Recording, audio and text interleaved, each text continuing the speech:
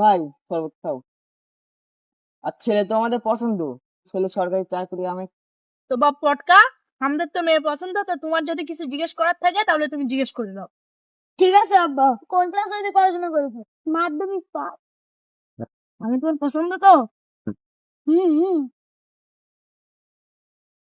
ভাই, মনে হচ্ছে তো দুজন দুজনকে পছন্দ।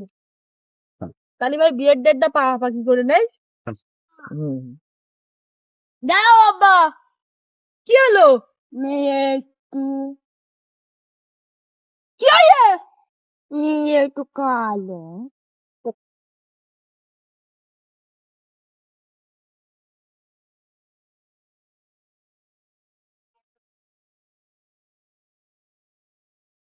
কি বললি, আমার মেয়ে কালো?